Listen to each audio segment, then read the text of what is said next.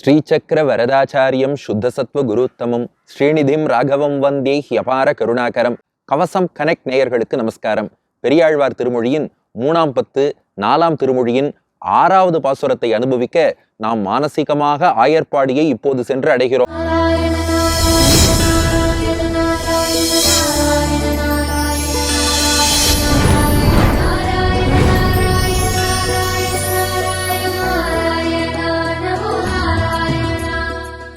அடியன் பேசுற இடம் எங்க வேணாலும் இருக்கலாம். இப்ப ஜெனிவாலேருந்து அடியன் பேசிக்கொண்டிருக்கிறேன்.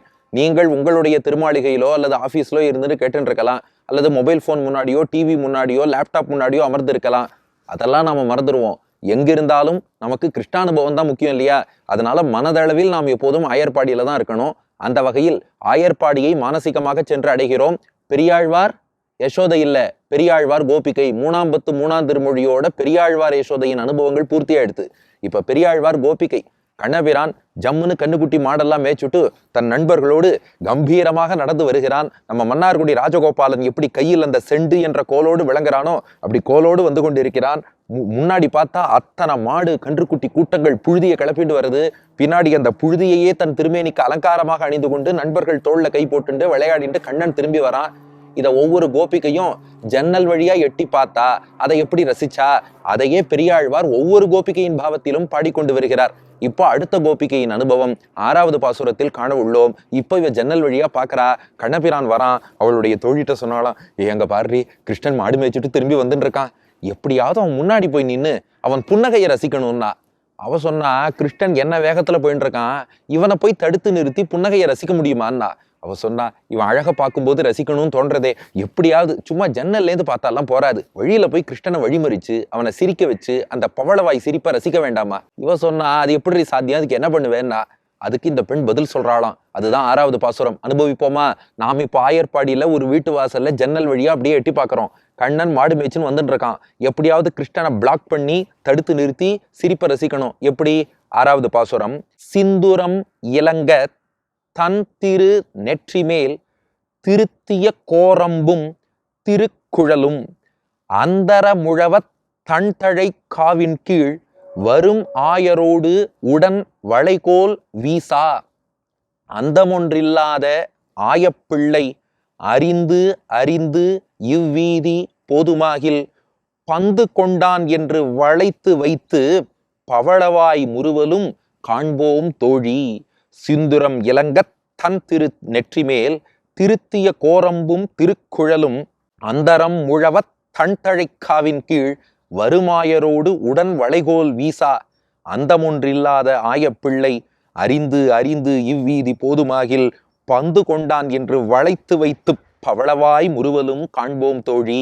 இப்போ கிருஷ்ணன் புன்னகையை ரசிக்க என்ன வழின்னு சொல்ல போறா இந்த பாட்டுல. அதுக்கு முன்னாடி ரசிக்கணும்னு ஆசை வந்ததே.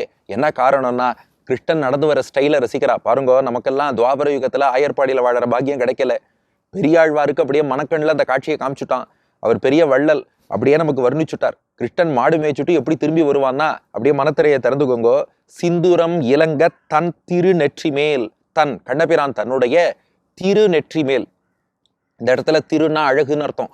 திரு நெற்றி மேல்னா கண்ணனுடைய அழகான நெற்றியான். மணவாள மாமுனிகள் வியாக்கியானம் பண்றார். அதை ஒரு பிறை சந்திரன் என்று சொல்வதா, அல்லது எங்கள் உள்ளத்தை வாட்டக்கூடிய நஞ்சுன்னு சொல்றதா? விஷம் சாப்பிட்டா எப்படி படுத்துமோது போல அந்த நெற்றியை நம்மளை படுத்துறது.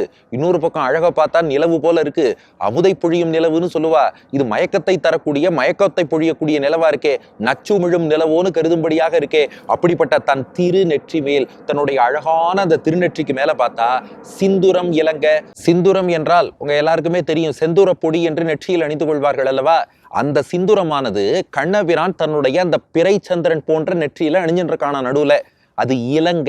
இலங்கன்னா பளபள பளபளன்னு ஒளி வீசன்னு அர்த்தம். அப்ப அப்படியே மனசுல கற்பனை பண்ணி பாருங்க. சிந்துரம் இலங்க தன் திரு நெற்றி மேல். கண்ணனுடைய அந்த அழகான திருநெற்றியிலே சிந்துர பொட்டு அப்படியே பளபளன்னு ஒளி வீசுறது. அப்படியே பகவானை சேவிச்சுக்கோங்க. நெற்றி அதிலே சிந்துரம் இலங்க ஒளி வீசுறது. சிந்துரம் மட்டும் இல்லையா, திருத்திய கோரம்பும். கோரம்புனா மணவாள மாமுனிகள் வியாக்கியானம் பண்றார். கோரம்பு அப்படின்னா நெற்றியில் அணிந்து கொண்டக்கூடிய திலகம் பொட்டுன்னு அர்த்தம். சில பேர் என்ன பண்ணுவா, செந்தூரம் தனியா வச்சுருப்பா, அத்தோடு நெத்திக்கு ஒரு பொட்டும் வச்சுப்பா இல்லையா, திலகமும் வைத்துக் கொள்வார்கள் அல்லவா? அது எப்படி இருக்குன்னா, திருத்திய. திருத்திய என்றால் சீரான அழகான முறையில் வைக்கப்பட்டதுன்னு அர்த்தம். திருத்திய கோரம்பும், கோரம்புன்னு சொல்லக்கூடிய அந்த திலகம் அதையும் நெற்றியில் அப்படி பர்ஃபெக்டா வச்சுருக்கான். சிறப்பான முறையில் அழகான முறையில் வைத்து கொண்டிருக்கிறான். இந்த இலங்கைங்கிற வார்த்தை இருக்கு பாருங்க, அது எல்லாத்துக்கும் சேர்த்துக்கணுமா மணவாள மாமுனிகள் காமிச்சுட்டார். சிந்துரம் இலங்க தன் திருநெற்றி மேல், நெற்றியும் ஒளி வீசுறது, அதுல சிந்துரமும் ஒளி வீசுறது, திருத்திய கோரம்பும், அந்த கோரம்புங்கிற திலகமும் ஒளி வீசுறது. அதுக்கு மேல திருக்குழலும், குழல் என்றால் கேசம்னு அர்த்தம். திருக்குழல் அழகான கேசம், அவனுடைய வளைந்து வழவழன்னு கருகருன்னு இருக்கக்கூடிய கண்ணனுடைய அந்த சுருண்ட கேசங்கள் இருக்கு பாருங்க, அது நெத்தியில விழறதான். அப்படியே கற்பனை பண்ணி பாருங்க, பிறைச்சந்திரனை போல நெற்றியில ஒரு பக்கம் சிந்துரம் ஒளி வீச, மறுபுறம் அந்த பொட்டு கோரம்பு ஒளி வீச, அத்தோடு அவனுடைய திருக்குழல் கற்றைகள் அவைகளும் சேர்ந்து ஒளி வீச. என்ன அழகு, என்ன அழகு! இவனை சிரிக்க வச்சு அந்த சிரிப்பழக ரசிக்கணும் யாருக்கா இருந்தாலும் தோணுமா தோணாதா? அதைத்தான் அந்த பெண் தோழிட்ட சொல்றாளாம். பெரியாழ்வார் கோபிகை சொல்கிறாள் தோழிட்ட, சிந்துரம் இலங்க தன் திருநெற்றி மேல் திருத்திய கோரம்பும் திருக்குழலும். அவன் நெத்திய பாருமா, சிந்துரம் ஒளி வீசுறது, கோரம்புங்கிற திலகம் ஒளி வீசுறது, அத்தோடு திருக்குறள் கற்றையும் ஒளி வீசுறது. இது மட்டும் போராதுன்னு அந்தரம் முழவ, இவன் வரான்னாலே ஒரு ஆடம்பரமான சத்தத்தோடு தான் வருவானாம். சத்தம் இல்லாமல் சைலண்டா கிருஷ்ணன் வந்தான்னு வரலாறே கிடையாது. எப்படிப்பட்ட சத்தம்னா அந்தரம் முழவ. முழவம் என்று சொன்னால் மத்தளம்னு அர்த்தம். நம்ம திருப்பள்ளி எழுச்சியில கூட பார்க்குறோம் பாருங்க, யாழ் குழல் முழவமோடு இசை திசை கிழுமின்னு. யாழ் குழல், யாழ்னா யாழ், குழல்னா புல்லாங்குழல், முழவம் அப்படின்னா மத்தளம்னு அர்த்தம். இங்க அந்தரம் முழவ, இந்த இடத்துல முழவ அப்படின்னா முழவம் ஒளி வீச, மத்தளம் முழங்கன்னு அர்த்தம். எவ்வளோ தூரம் முழங்கறதான் அந்தரம், அந்தரம்னா வானம். சில பேர் சொல்லுவாள், என்னடா அந்தரத்தில் தொங்கின்னு இருக்கியம்பா. அந்தரம் முழவன்னா இவன் கூட நண்பர்கள்லாம் மத்தளம் வாசிச்சுட்டே வராளாம். அந்த முழக்கம் இருக்கிறதே அந்தரம் முழவ. இந்த மத்தளத்தின் முழக்கம் வானத்தையே சென்று எட்டும்படி, வானத்துல எங்க பார்த்தாலும் ரெசனேட் ஆறுது, எதிரொலிக்கிறதாம். அப்படி அந்த மத்தளத்தின் முழக்கம் அந்தரமாகிய வானெங்கும் ஒலி எழுப்பும்படியாக, ரெசனேட் ஆகும்படியாக, எதிரொலிக்கும்படியாக தன் தழை காவின் கீழ். சரி, இதெல்லாம் பார்த்துட்டோம். கிருஷ்ணன் எப்படி வரான்னு பார்த்தா, இவனுக்கு நண்பர்கள்லாம் குடை பிடிக்கிறாளாம். எப்படிப்பட்ட குடைனா மயில் பீலியாலே, மயிலிறகாலே செய்யப்பட்ட குடை. அந்த குடையை பார்த்தா அதுவே ஒரு சோலை மாதிரி இருக்கான். ஒரு சோலைனா இளைப்பாருவோம். இங்கே பாருங்க, அடியனே ஒரு சோலையில உட்காந்து இப்போ உபன்யாசம் பண்ணிட்டு இருக்கேன். என்னதான் சூரியன் ஒளி வீசினாலும் அந்த வெப்பமெல்லாம் இங்கே தெரியல. கைக்கெல்லாம் க்ளவுஸ் போட்டுண்டு எவ்வளவு தூரம் நம்ம அதுக்கு பாதுகாப்பாக இருக்க வேண்டியிருக்கு பாருங்க. ஆக ஒரு சோலை என்று சொன்னால் அது குழு குழுன்னு இருக்கும். சூரியன் அடித்தாலும் அந்த சோலையில அந்த வெப்பமெல்லாம் நமக்கு தெரியாதும்பா. அது போல கண்ணன் திரும்பி வரும்போது அவனுக்கு அந்த வெப்பம் தெரியக்கூடாது இல்லையா?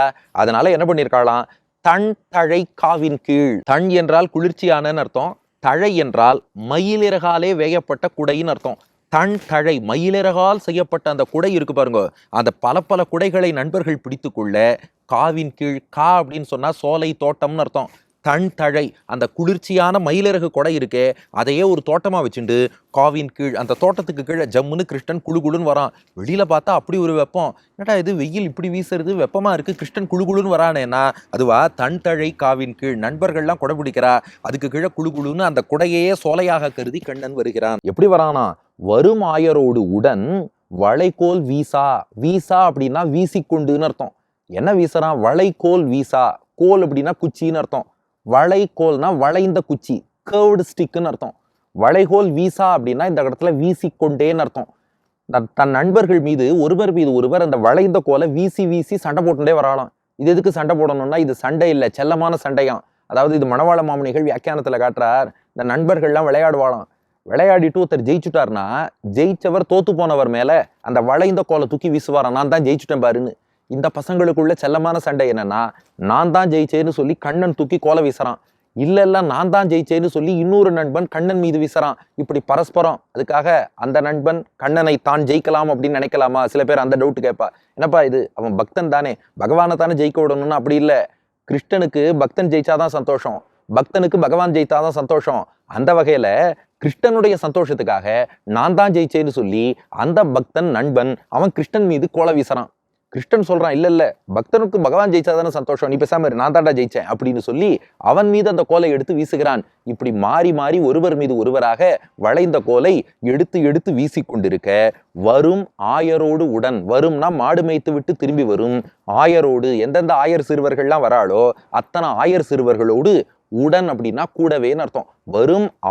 வரும் ஆயரோடு, வந்து கொண்டிருக்கும் ஆயர் சிறுவர்களோடு உடன் கூடவே வளைகோல் வீசா. வீசிக்கொண்டு அந்த வளைந்த கோலை வீசிண்டு நீ ஜெயிச்சியா நான் ஜெயிச்சியான்னு விவாதம் பண்ணிட்டு ஜம்முன்னு கண்ணபிரான் வரான். அவனுடைய அலங்காரங்கள் இருக்கே, இந்த பெரியாழ்வார் கோபிகை ஒரே வார்த்தையில சொல்லிட்டா, அந்தம் ஒன்று இல்லாத ஆயப்பிள்ளை. ஆயப்பிள்ளைனா ஆயர்குலத்து பிள்ளை. இவன் எப்படிப்பட்டவன்னா, அந்தம் ஒன்று இல்லாத, அந்தம்னா முடிவுன்னு அர்த்தம். அந்தம் ஒன்று இல்லாதன்னா ஒரு விஷயத்துல கூட அவனுக்கு முடிவே கிடையாதான். அவன் பெருமைக்கு முடிவு சொல்ல முடியுமா? முடியாது. அவன் எளிமைக்கு முடிவு உண்டா? முடியாது. அதுபோல மாமுனிகள் வியாக்கியானம் பண்றார், இவனுடைய ஒப்பனைக்கும் முடிவே கிடையாது. பெருமாளை அலங்கார பிரியன்னு சொல்லுவா இல்லையா? இந்த கிருஷ்ணன் பண்ணிட்டு இருக்க அலங்காரங்கள் இருக்கே, ஒரு அலங்காரத்துக்கும் முடிவே கிடையாது. பலபலவே ஆபரணம், பேரும் பலபலவே, பலபலவே சோதி வடிவு பெண் பெண்ணில் என்று நம்மாழ்வார் பாடுவது போல அலங்காரத்துக்கும் முடிவில்லை. அதனால அந்தம் ஒன்று இல்லாத ஆயப்பிள்ளை, எதுலையுமே முடிவில்லை. இவன் பண்ற அலங்காரத்துக்கும் ஒரு முடிவில்லை. அப்படி அலங்கரித்து கொண்டு வரான். இந்த வீதி பக்கம் ஏன் வந்தான்னு நான் பெரியாழ்வார் கோபிகை.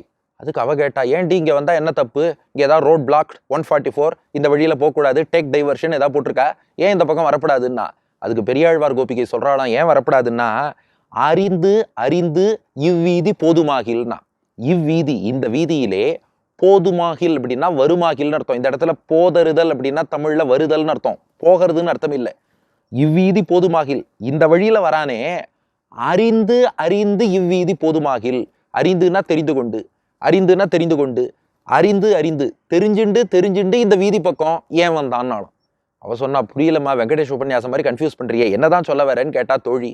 பெரியாழ்வார் கோபிகை சொல்றா, இல்லம்மா, அறிந்து அறிந்து தெரிஞ்சுண்டு தெரிஞ்சுண்டு இந்த வீதி பக்கம் ஏன் வந்தான், அதான் ஏன் வரக்கூடாதுன்னு கேட்டா தோழி.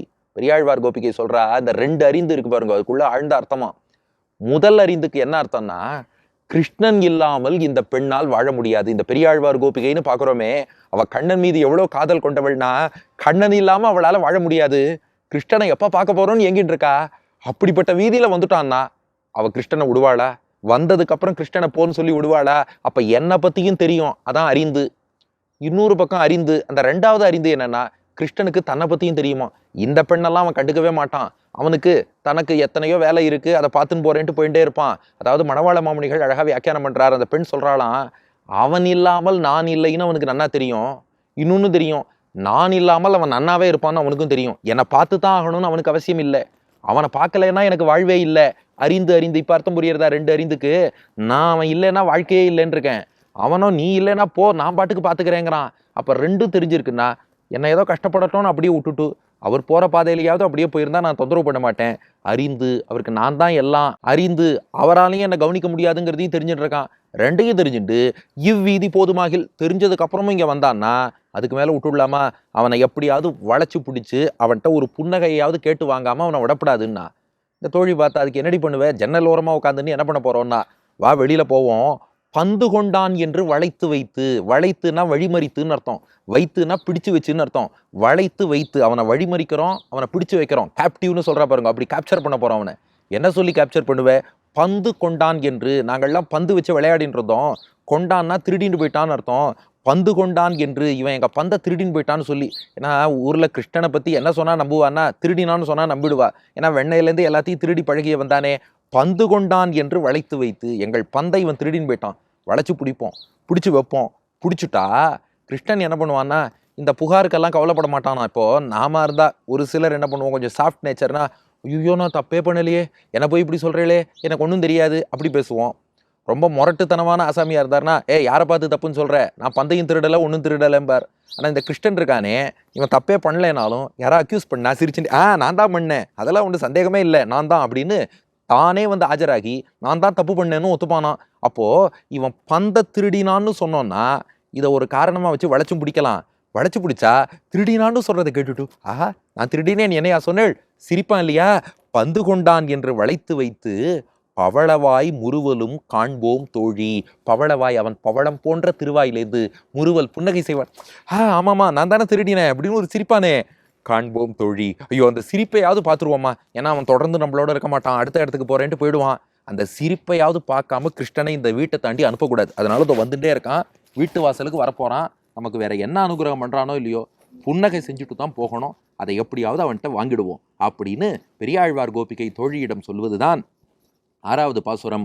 சிந்துரம் இலங்க தன் திரு நெற்றிமேல் திருத்திய கோரம்பும் திருக்குழலும் அந்தர முழவத் தன்தழை காவின் கீழ் வரும் ஆயரோடு உடன் வளைகோல் வீசா. அந்தமொன்றில்லாத ஆயப்பிள்ளை அறிந்து அறிந்து இவ்வீதி போதுமாகில் பந்து கொண்டான் என்று வளைத்து வைத்து பவளவாய் முறுவலும் காண்போம் தோழி. சிந்துரம் இலங்கத் தன் திரு நெற்றிமேல் திருத்திய கோரம்பும் திருக்குழலும் அந்தரம் முழவத் தண்தழைக்காவின் கீழ் வருமாயரோடு உடன் வளைகோல் வீசா அந்தமொன்றில்லாத ஆயப்பிள்ளை அறிந்து அறிந்து இவ்வீதி போதுமாகில் பந்து கொண்டான் என்று வளைத்து வைத்து பவளவாய் முறுவலும் காண்போம் தோழி. ஆக நெற்றியிலே சிந்துர புட்டு ஒளி வீச, அத்தோடு கோரம்பம்ங்கிற திலகம் ஒளி வீச, அத்தோடு திருக்குழல் கற்றைகள் ஒளி வீச, அத்தோடு பார்த்தால் எல்லா இடத்திலும் ஒலி வீச, வானமெங்கும் அந்த மத்தளங்களின் ஒலி என்பது பரவி எதிரொலிக்க, அழகான சோலை போன்ற அந்த மயில் இறகு குடை, அந்த குளிர்ந்த குடைகளுக்கு கீழே கண்ணன் நண்பர்களோடு சேர்ந்து நான் தான் ஜெயிச்சேன்னு வளைந்த கோலை வேற தூக்கி வீசிண்டு இப்படியெல்லாம் பண்ணிட்டு வரான். எதிலுமே முடிவில்லாத, ஒப்பனையில் கூட முடிவில்லாத இந்த ஆயர்பிள்ளை இருக்கானே, இவன் என்னை பற்றியும் தெரிஞ்சுட்டு தன்னை பற்றியும் தெரிஞ்சுட்டு இந்த வீதிக்கு வந்துட்டான்னா சும்மா விடப்படாது. பந்த திருடினான்னு சொல்லி ஒரு பழியை போட்டு அவனை தடுத்து நிறுத்தி அவன் பவளவாய் புன்னகையை ரசித்து விட்டுத்தான் அவனை விட வேண்டும். இது பாட்டின் கருத்து. அடியேன் வழங்கும் ஆங்கில வடிவம். With sindhuram tilak and his hairlocks shining on his handsome forehead, with the sound of drums resounding all over the skies, coming under the umbrellas made of peacock feathers, appearing like a cool garden, Krishna, throwing curved sticks on his friends, comes into our streets with limitless ornaments adorning him. Even after knowing about me, even after knowing about him, if he can come to our street, then we should stop him, catch him saying he has stolen our ball. We will enjoy the smile from his coral-like lips என்பது இதற்கான ஆங்கில வடிவம். இனி இதற்கு அடுத்த பாசுரம், அடுத்த பெரியாழ்வார் கோபிகை. ஒவ்வொரு பாட்டில் ஒவ்வொரு கோபிகை பாவத்தில் பெரியாழ்வார் அருளி செய்கிறார். அடுத்த கோபிகையின் அனுபவம் என்ன? அடுத்த பகுதியில் காண்போமா? பெரியாழ்வார் திருவடிகளே சரணம்.